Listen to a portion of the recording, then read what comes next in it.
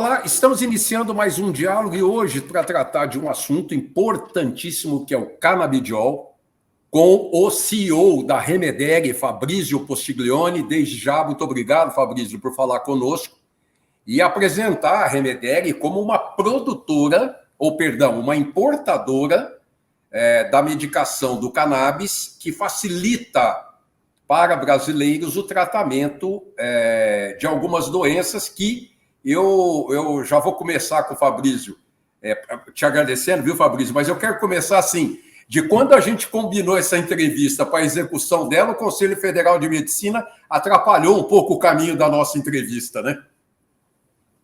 Olha, eu vou te falar, acho que para quem está há 5 anos 5 anos já deu? 5 anos já nesse setor, os altos e baixos, a gente acaba se acostumando com isso, né? Eu acho que já foi muito pior no passado, já teve muito mais incertezas. Hoje acho que estão acontecendo alguns ajustes finos e alguns deles são um pouco mais fortes, de alguns posicionamentos mais severos, como o do CFM agora, mas a gente acredita que não é algo que vai permanecer por muito tempo. Nós temos bastante embasamento científico para isso. A gente teve alguns posicionamentos do CFM que não condizem com a própria Constituição e a liberdade e a autoridade do médico para fazer a melhor opção de tratamento para os pacientes. Então, é algo que a gente ainda está digerindo, né? Faz muito pouco tempo, fazem alguns poucos dias desse posicionamento do CFM, mas é algo que nós estamos aí nos movimentando para entender muito, e acho que não é um motivo de grande preocupação para os pacientes quanto para os médicos, mas temos que ficar espertos, sempre nos atualizando para entender como seguir nessa jornada, né? Fabrício, me fala rapidinho um pouquinho da Remedeg. Legal. Bom, a Remedeg, ela tem alguns pilares principais, que o primeiro é produzir produtos, né? Nós temos uma linha de produtos próprias, com as nossas formulações, o nosso P&D, a nossa tecnologia, focado em algumas, tanto patologias quanto condições que nós tratamos, e temos como um outro pilar muito principal também, e tão importante quanto oferecer um produto de qualidade certificado, a informação médica.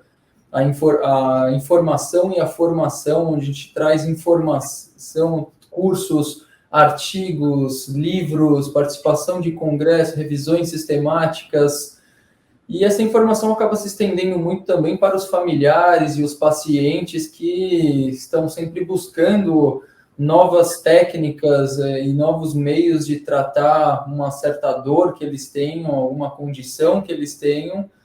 E a gente acaba, além de trazer o produto, a indicação, a gente traz a conexão entre os dois também. Isso tudo nasceu de uma dor pessoal minha, onde eu tinha acabado de retornar dos Estados Unidos para o Brasil. Sabia que a cannabis podia ser muito bem utilizada para o tratamento do meu pai, no caso, na época, e eu não encontrava um médico para me auxiliar nessa jornada. Na época, eu estou falando coisa de meio de 2019, nós tínhamos ali um pouco mais de 200 médicos prescritores de cannabis no Brasil.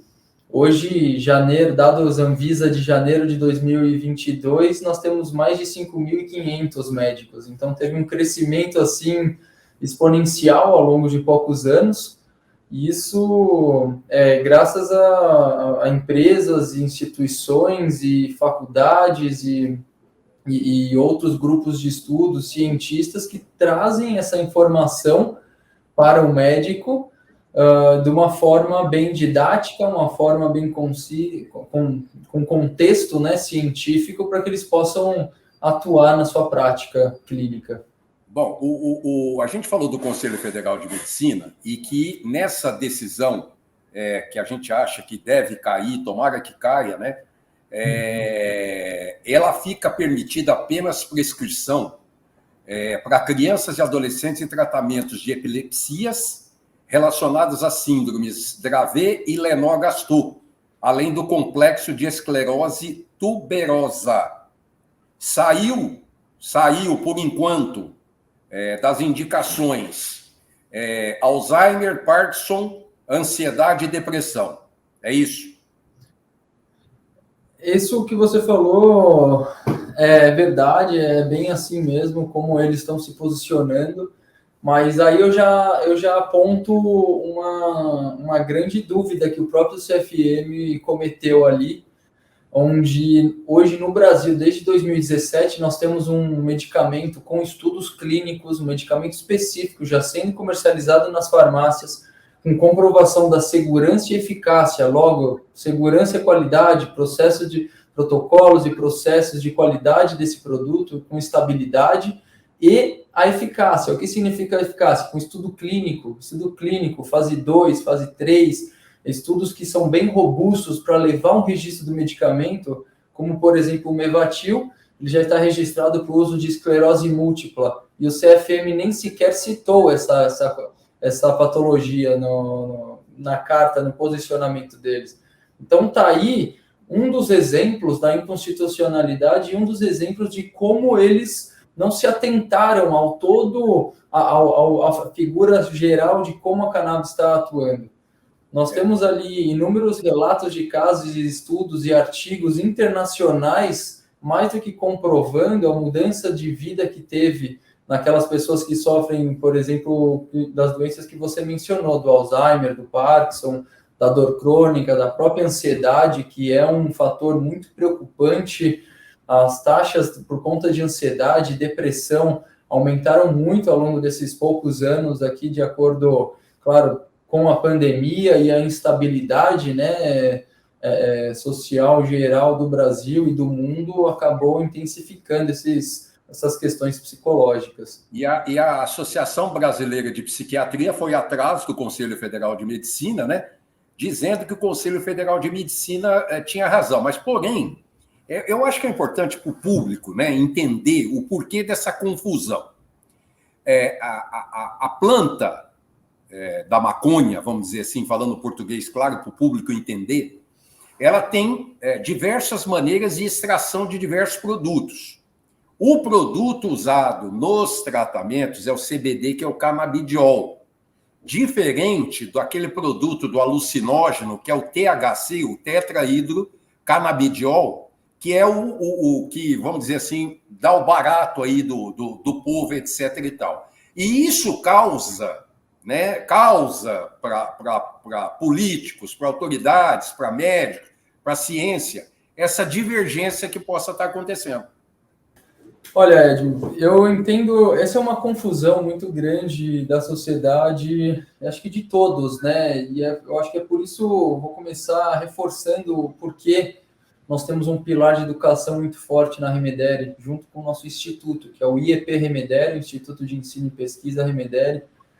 Lá nós produzimos livros e compomos artigos e estamos sempre presentes em congressos justamente para conseguir trazer cada vez mais esses esclarecimentos para a classe médica, para os pacientes e finalmente chegar essa informação até o regulador, para evitar um pouco dessa confusão. Exatamente, e o público, principalmente. Eu vou fazer uma pequena correção, se você me permite a questão, porque o THC, ele é utilizado para algumas patologias. Ele é sim. Então, por exemplo, o THC ele é muito importante para algumas patologias de controles neurais, de controles da dor. Ela é muito importante e, geralmente, quando a gente não consegue atingir um nível de melhora utilizando até uma dose... podemos dizer até uma dose alta do CBD, é quando a gente coloca o THC para tentar potencializar aquele efeito que nós desejamos em cima para tratar alguma patologia ou alguma condição. Então, o THC ele é uma das poucas, para não falar a única, moléculas da cannabis que tem uma psicoatividade, ou seja, que tem o famoso, o barato, que o famoso, aquela confusão mental que ela pode gerar, ou aquela, como podemos falar, aquela euforia, ela é uma das únicas, se não a única molécula que tem um poder mais forte desse poder psicológico. Então, por ela ter esse poder, essa psicoatividade, ela acaba sendo restringida e sendo utilizada para alguns poucos casos e limitando principalmente para aqueles pacientes que são mais frágeis, aqueles que têm contraindicações. Então, normalmente, jovens, adolescentes, pessoas de mais idade ou pessoas que tiveram uma experiência com a cannabis no passado e não tiveram um bom resultado com essa experiência, tanto uso recreativo ou medicinal, principalmente esse grupo, a gente chama, né, grupo de risco, um grupo um pouco mais frágil, nós evitamos de entrar com o THC e iniciamos com os produtos que têm uma porcentagem de THC muito baixa ou inexistente e tentamos fazer o trabalho sempre com o CBD ou alguma outra molécula escolhida. E a partir daí que a gente vai optar por trazer o THC no tratamento.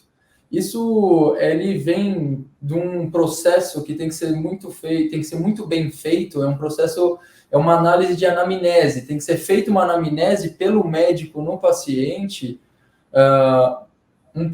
tem que ser uma anamnese muito bem feita para entender a condição desse paciente, se ele está apto ou não a trabalhar, a ter a possibilidade de usar somente o CBD, ou CBD em associação com THC, ou às vezes somente o THC. O THC, sim, eu acredito que na cabeça do órgão regulador, na cabeça das pessoas que não têm um grande conhecimento sobre a cannabis, ele acaba se tornando um grande vilão. Mas aí a gente precisa de muita educação e controle também para entender para quem a gente pode dar esse produto, para quem não pode. A cannabis, gente, ele é igual qualquer outro medicamento. Normalmente os medicamentos, quase todos, para não falar todos, eles vieram de origem vegetal, você tem uma extração, você tem um isolamento das moléculas, você tem a formulação. De acordo com como você vai descobrindo cientificamente, você vai aplicando esse produto, esse medicamento, para determinadas condições. O que mais nos deixa tranquilos... Porque tem, além do que a gente já falou, do que o CFM proibiu, do que voltou, ainda tem estudos muito promissores em cima de AVC, diabetes, náusea, distúrbios do sono e do movimento. Quer dizer, ainda promete muito as medicações em cima do produto. Exatamente. A gente tem uma grande surpresa que eu tive quando eu recebi esse dado, quando chegamos a isso, é que o Brasil é um dos países que mais produzem estudos e artigos científicos sobre a cannabis no mundo. A USP é um órgão que mais está produzindo estudos científicos, conteúdo científico em geral sobre a cannabis no mundo. Eu fiquei muito orgulhoso de escutar que o Brasil está muito avançado nessa parte da pesquisa, está investindo muito forte para tentar desmistificar, quebrar esse paradigma e trazer mais informação, e principalmente auxiliar aquele que mais precisa. E vou trazer um dado curioso sobre isso. Nós, assim, se você abrir um site de pesquisa científica, como o PubMed, por exemplo, e escrever lá a palavra cannabis, a gente vai encontrar ali mais de 12 mil conteúdos no mundo sobre esse tema. E a gente consegue ver até uma curva e separada por países, por autor, por revistas que publicaram isso. Então, é um tema que está sendo muito, muito bem estudado, tá cada vez mais, está vindo essas inovações, como você mencionou. Muitas delas acabam sendo resultados muito empíricos, acabam sendo resultados de relatos de casos, e aos poucos os cientistas estão trazendo metodologias cada vez mais certeiras para certificar os benefícios da planta nas pessoas. E uma curiosidade que eu gostaria de trazer é o grau de toxicidade da cannabis no corpo humano. Nós temos ali algumas substâncias que você passa a dose letal rapidamente, em 1, 2, 3, 5 vezes mais a dose que você precisa, praticamente ela se torna letal. Na cannabis, praticamente você tem que aumentar a dose, a sua dose ideal para mais de 1000 vezes para conseguir ter algum problema que ainda mesmo assim não foi comprovado ser letal, fatal. Então a gente consegue, apesar de tudo, ter uma segurança muito grande, sabe, nessa ferramenta que os médicos estão utilizando para os pacientes. Ô Fabrício, vamos falar um pouco. É muito difícil, é complicado o produto, a medicação, mas é viável pelo SUS também conseguir essa medicação. Eu gostaria que você desse esse caminho, por favor, para o telespectador, que além da forma privada, particular de se comprar esse produto, mas existe um caminho pelo SUS. Queria que você explicasse isso para o telespectador.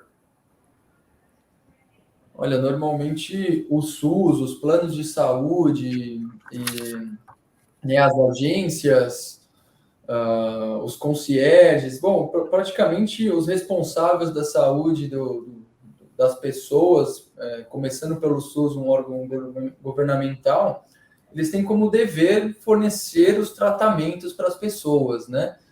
Então, a cannabis ela não fica fora disso, principalmente devolvendo e trazendo a autoridade médica de escolher o que é melhor para o paciente naquela situação. O médico tem essa autoridade de escolher. E ele oferecendo e achando que esse tratamento é o melhor para o paciente, o SUS, teoricamente, ele acaba se tornando obrigado a oferecer esse tratamento para o paciente. Porém, como assim a cannabis, assim como inúmeros outros medicamentos, por exemplo, o câncer é o mais comum que nós temos aqui. Eu mesmo passei por uma história familiar que esse meu familiar ele precisava de um medicamento, uma quimioterapia via oral, que ele não estava no rol da ANS. Logo, o plano, tanto o plano quanto o SUS, olha, não vamos cobrir, porque esse medicamento não está no rol da ANS, e a cannabis ela acaba se enquadrando um pouco nesse perfil. Então, o paciente, junto com o advogado dele, de preferência, um advogado que seja especializado em direito médico, em direito da saúde, que tenha todo esse contexto, eles entram com uma ação judicial contra o plano, contra o SUS, para tentar brigar para que essas frentes forneçam esse tratamento para garantir a melhor qualidade de vida do paciente. E esse é um dos meios que a gente, não nós, mas os pacientes, né, estão lutando, estão conquistando cada vez mais esse direito da saúde que eles têm. Bom, hoje ainda é proibido no Brasil, proibida a plantação da cannabis, mas a importação e comercialização dos medicamentos são permitidas pela Anvisa. Exatamente. Vamos dizer que a plantação da cannabis, ela acaba sendo proibida a nível, podemos dizer, comercial, industrial, né? Porque nós já temos ali centenas de habeas corpus. O que é habeas corpus? São liminares, são direitos adquiridos via um processo de judicialização que os pacientes conquistam essa autorização para poderem cultivar as plantas e fazerem uso e extraírem na sua casa o óleo, fazer seus próprios medicamentos para um tratamento específico. Assim como algumas outras associações de pacientes já estão conseguindo também legalmente fazer esse cultivo. Mas ainda não é um viés industrial, comercial aberto, não é um livre comércio que acaba sendo autorizado esse cultivo. E por experiência nós temos muitos pacientes que nós temos contatos que tentaram fazer esse cultivo em casa, tentaram fazer essa extração, mas não tiveram muito sucesso, porque é uma ciência, né? É um trabalho, ele requer uma habilidade específica, requer uma atenção diária, uma planta precisa ser cultivada precisa ter o seu solo correto, quantidade de água, fertilizantes, nutrientes, quantidade de luz, hora dia, hora noite, para conseguir ter uma colheita produtiva. Dessa colheita produtiva tem que passar por todo um processo de extração, filtragem. Praticamente é um processo laboratorial que você precisa internalizar na sua casa para conseguir chegar no medicamento. Não é todo mundo que tem essa habilidade ou essa oportunidade, esse tempo de fazer isso. Então, muitas vezes as pessoas, já vi alguns casos que deram muito certo, é muito bonito de ver quando a pessoa se torna autossustentável, mas eu tenho uma impressão de pessoas que chegam até mim, chegam até nós na Remedel, alegando que tentaram, não conseguiram chegar nessa autonomia, né, de produção do seu próprio produto e acabaram recorrendo aos nossos produtos. E como nós estamos tratando de medicamentos, o meu conselho sempre quer produzir em casa? Ok, produz em casa. Mas aí teria que ter uma maneira, ou encontrar um laboratório parceiro, provavelmente internacionalmente, que no Brasil é bem complicado de encontrar, por não ainda termos esse fluxo, para medir o que tem, fazer uma cromatografia desse óleo extraído. Porque pensa, o médico vai receitar, você precisa tomar 50 miligramas de CBD isolado, 50 miligramas de CBD predominante por dia. E aí, como você vai regular o quanto você está tomando nesse medicamento que você produziu de uma forma caseira? Você vai ajustar a dose nessa primeira linha de produtos, né? Nessa primeira produção, e aí depois você vai produzir outro produto que a dosagem vai ser diferente, vai ter uma variação muito grande. Uma plantação é um ser vivo, uma planta é um ser vivo. As coisas mudam. Você pega 2 irmãos gêmeos idênticos, eles crescem, eles se tornam 2 pessoas completamente diferentes. Logo, as plantas, elas não são diferentes. Você pega a mesma genética, cultiva no mesmo solo, na mesma padronização, e mesmo assim eles têm variações na concentração de canabinoides. Então você não consegue manter aquela dosagem constante de 50 miligramas, 50 miligramas, 50 miligramas. Você vai estar achando que está tomando 50, mas na verdade você está tomando 100, ou você está tomando 10. Tem isso que a gente chama de controle de qualidade. Nós temos que ter a estabilidade do produto, a constância na formulação. E é isso que nós, como empresas, temos que assegurar. Essa qualidade, esse processo, essa constância para conseguir oferecer o produto. E não podemos deixar de mencionar, nós estamos chegando ao final do programa, nós não podemos deixar de dizer que, da mesma forma, esses critérios para o plantio, também para se receitar e ter isso, você tem que ter o médico, tem que ter todos os documentos, etc., que é muito importante para você poder utilizar esse produto nacional, importado, importação, ou de qualquer forma. Eu quero agradecer o Fabrício Postiglione, CEO da Remedel, que nos ajudou bastante no momento em que está em pauta e está em voga o assunto canabidiol no Brasil. Obrigado, Fabrício. Eu que agradeço a oportunidade, acho que são ações como essa, a oportunidade que nós temos de falar, de esclarecer, é isso que a gente precisa. A informação, acho que é a solução de quase todos os problemas que nós temos no mundo pessoal, profissional, social, em tudo. E obrigado pela oportunidade, parabéns pelo trabalho. Contem comigo sempre que precisar. E para vocês que estão nos escutando, estou à disposição. Podem entrar em contato comigo via meu e-mail, via o LinkedIn. Ali vocês conseguem me encontrar, Fabrício Postiglione. Vocês conseguem mandar uma mensagem na Remedel. Temos diversos livros e artigos publicados para vocês se antenarem um pouco mais sobre esse tema. Agradeço a oportunidade. Pessoal, semana que vem estamos de volta. Até lá!